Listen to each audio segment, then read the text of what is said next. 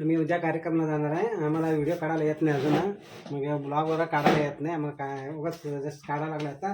मी example विचारलं, मी उद्या कार्यक्रमाला जाणार आहे तिकडं आणि काढणार काय व्हिडिओ? हा व्हिडिओ काढणार आहे. मग कसं काढणार व्हिडिओ? मग मला सांगता एक्झाम्पल.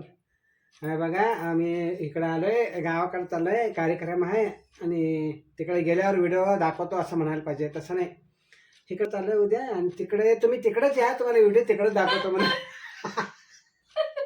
तुम्ही ब्लॉगमध्ये बघू नका, तुम्ही तिकडेच आहे डायरेक्ट लाईव्हवर बघायला. गाडी घेऊन या तुम्ही.